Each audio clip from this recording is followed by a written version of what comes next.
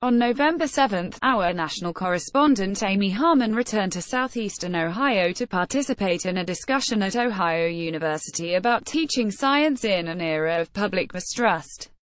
Joining the conversation were Amy Harmon, Assistant Professor of Science Education Dr. Bernard DeBayton, Professor for Multimedia Policy James Sutter, a science teacher at Wellston High School, and Katie King, Brogan Spuror and Dalton Teasley, former Wellston High School students. James Sutter, left, a science teacher at Wellston High School, and a New York Times national correspondent, Amy Harmon, during a discussion about teaching science in an era of public mistrust, at Ohio University. Daniel Rogerson, Ohio University. As a national correspondent, you learn to do stories and move on, no matter how much you might like to stay. It's the nature of the job. There is always another story waiting to be told.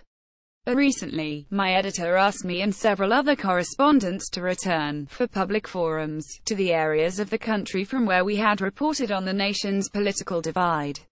The idea was that it would be to the benefit of our journalism, and our readers, for us to continue in person the sometimes fraught conversations our articles had helped to stoke. I cannot say that I embarked on this assignment without some trepidation.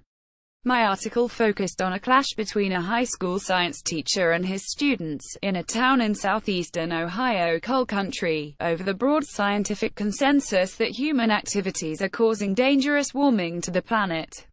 Readers had voiced strong, and diverging, opinions on both the subject and my treatment of it. Some were the kind I had hoped for. Of course, it's exasperating to see such strong scientific evidence rejected. Read a comment about a student named Gwen Beatty. But Gwen's sincerity and intelligence, and her real distress, come through clearly, as do the terrible economic pressures on the people of Wellston. Others, though, excoriated the students, labeling them stupid, among other things. Folks, wrote one horrified reader, pushing back after a string of such comments on the Times Facebook page. You're talking about minors. Some readers, especially in southeastern Ohio itself, had objected to the way it chosen to weave in information about the region's socio-economic troubles, such as the opioid epidemic and the high poverty rate. What was gained by mentioning a child has to borrow lunch money? One tweeted. What did that add to the article? I had responded to some of these threads on social media last spring, but the prospect of doing so face-to-face was more unnerving. And who was to say that this was a conversation anyone in the area wanted to have? But it seemed I would not get out of it so easily. This fall, students in the education school at Ohio University in Athens, about 30 miles from Wellston, had been assigned by their professor, Amy Harmon, to read my article. And Dr. Harmon had invited James Sutter, the teacher I profiled, to speak at an event that was soon expanded to include me and some of the Wellston students I interviewed. The visit, as anticipated, had its tense moments. In a deep red region, Athens is a liberal college town, and some community members took issue with what they saw as my kid-love approach to climate skepticism among young Republicans, even those not yet of voting age, write about how they're being lied to, one social science professor instructed me at the reception.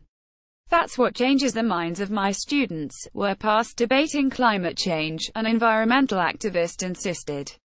The Wellston students spoke openly of feeling betrayed by my mention of drugs, poverty and low enrollment in four-year colleges in an article I had told them would be about climate education.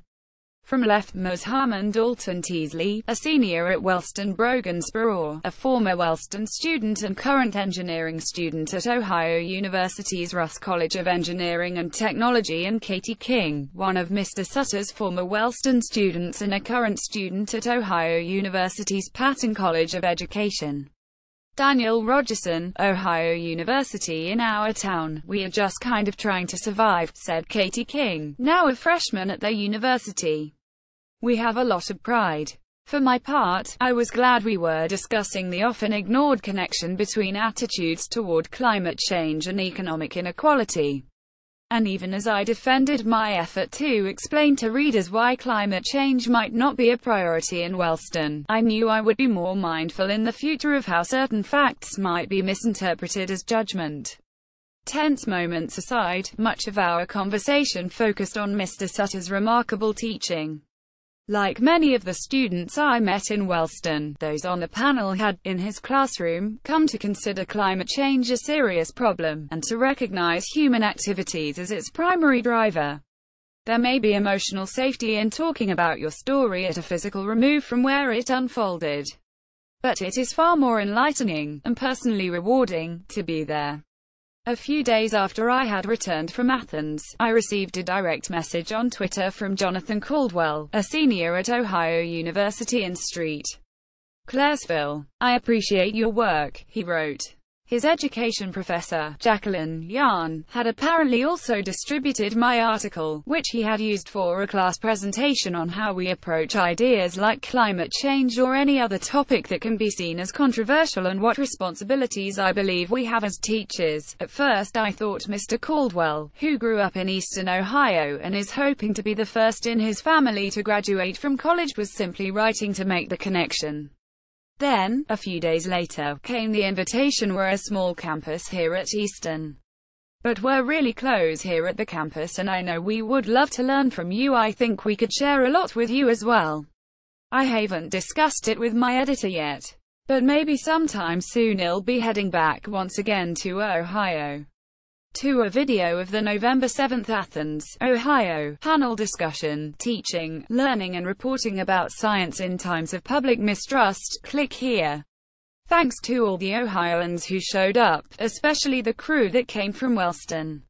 And for those who did not make the drive, the evening ended with a round of applause for your town. A version of this article appears in print on November 29, 2017, on page A2 of the New York edition, with the headline "Where a Reporter Fears to Tread."